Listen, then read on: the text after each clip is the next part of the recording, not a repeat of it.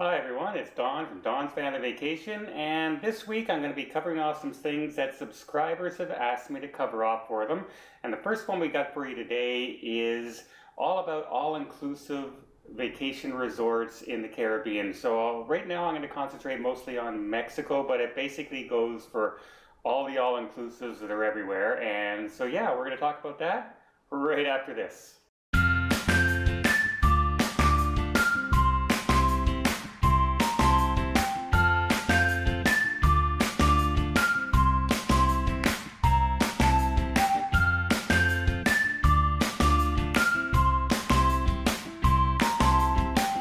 Number one, the first thing to do is research all the hotels that you're looking at because there's so much of a variety.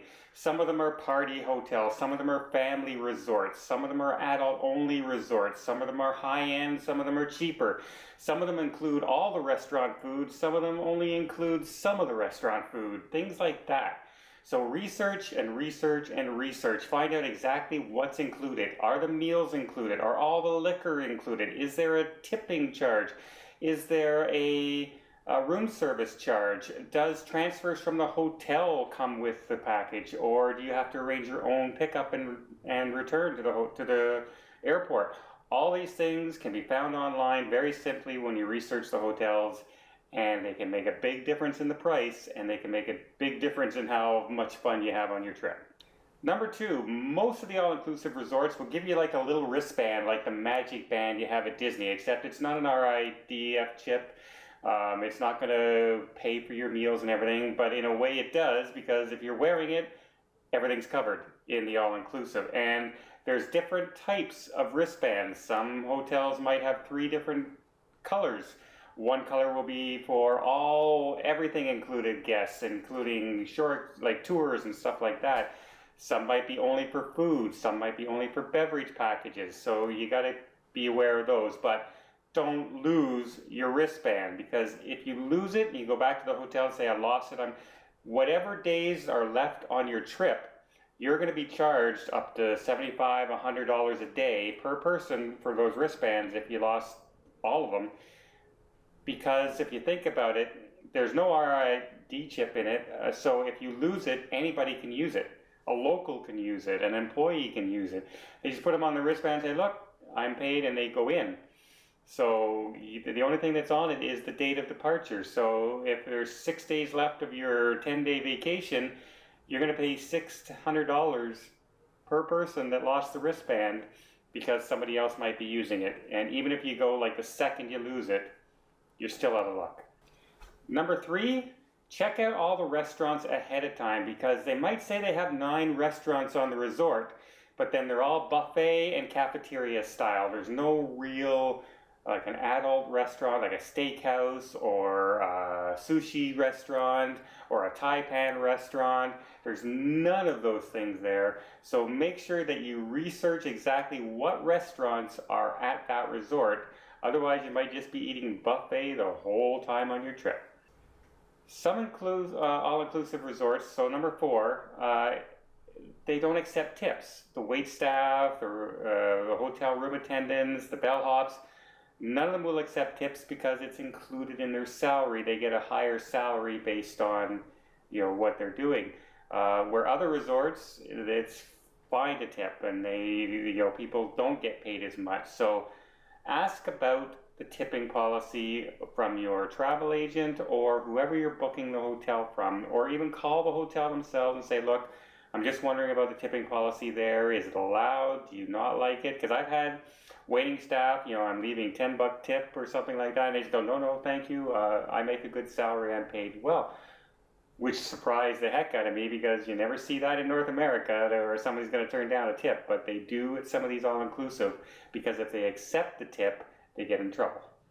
Number 5, all-inclusive resort, great, but not everything is always open. Some restaurants are only open for dinner, some restaurants are only open for breakfast, some tours are only offered on the weekend, things like that. So you have to do some investigation into that as well.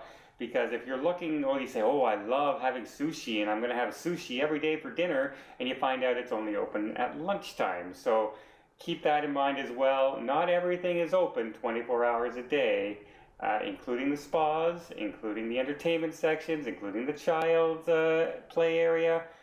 All those things can be closed at certain times of day or in the evening earlier than you expect. So double check all that before you book your hotel to make sure that you're going to have exactly what you want when you go. Number 6, find out if there's a dress code at the resort. Some restaurants will have a well-dressed or a casual dress where you have to come with proper shoes, you can't go in flip-flops, you can't go in shorts, and yeah, they want it to be more of an experience when you go to dinner than just a casual dinner.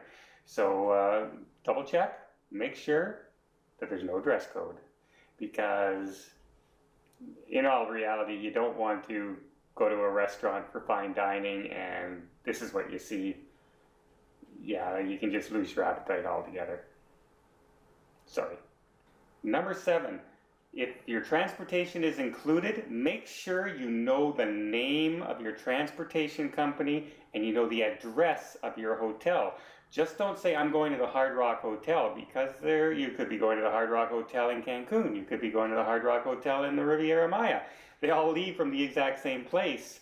So you want to double check exactly what the name of that tour company, because when you walk out of the Cancun airport, there's going to be like 60 to 70 transportation companies out there and car rental places out there, and they all are screaming for you to come over and use their services.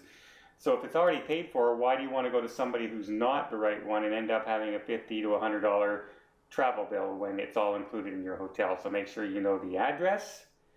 So if it's Cancun, say you're going to the Hard Rock Hotel, make sure you know that it's the Cancun Resort, or if it's the Riviera Maya Resort, and the name of the transport company. And when you go over there, they should have your name written down that you're a customer arriving at this time, because you let them know that you're coming.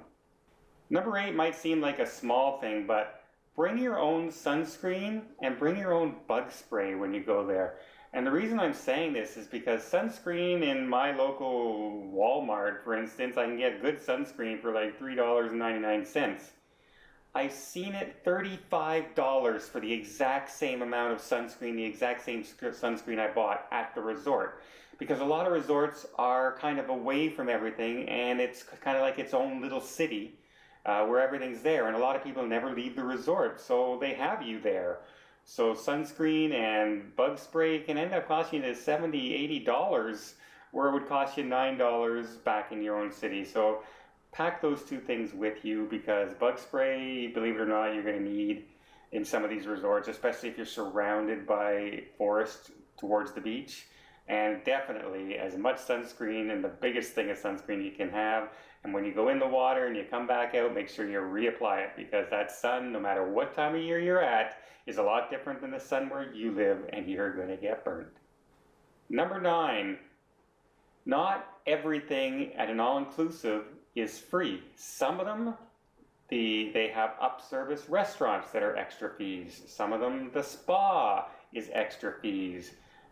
Tours are always extra fees unless you bought them ahead of time and things like that. So just because you're going to an all-inclusive, don't think that everything is free. Don't go to the spa 4 times for massages, for couples massages, and then when you get back to your resort, at the end of the resort, you find out you got a $1,000 spa bill, because they can be quite expensive. Some of the more high-quality resorts and more expensive and adult-only type resorts will give resort credits. And the way those work is, for instance, at the Hard Rock Hotel at the Riviera Maya, when I last stayed there, for 7 days I was given $1,800 worth of credits. Now the way the credits work, so say I'm going on a tour, I'm going to go to the dolphin experience and swim with the dolphins, and say it's $200. Well, instead of spending $200, I use my resort credits, and I only have to pay 20% of the difference. So instead of spending $200, I spent $40. And the same can go in some of the shops. I bought a really, really nice diamond pendant for somebody that I was at a resort with. It was $1,000, and I only had to spend $200, 20% of the cost, because I was allowed to use my resort credits. $1,000 diamond brooch for $200. Good deal. Maybe it was overpriced to begin with, but I still thought it was a great deal and my friend loved it. So yeah, not everything is free, and some places have resort credits, so you want to find out if they do or not, and you want to find out the policy of the resort credits.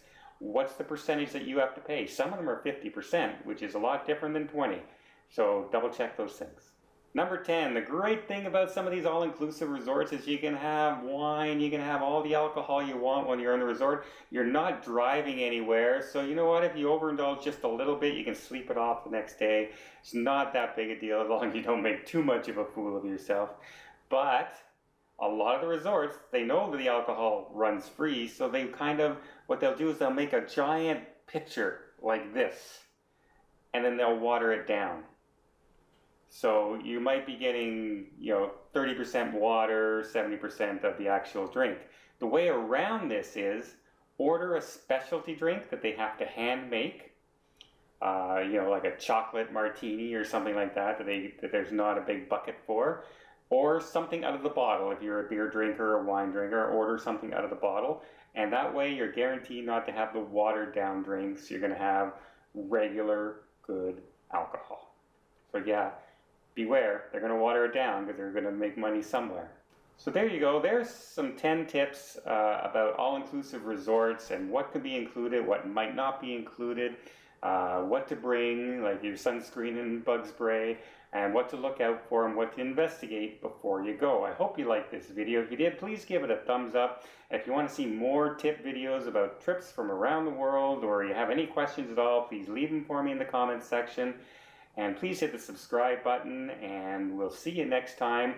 On my next video, I'm going to talk about a couple resorts in Mexico myself that I personally like, and I'll give you the reasons why in the next video. So that'll be coming up next. So until next time, everybody out there, please have a safe and a great vacation.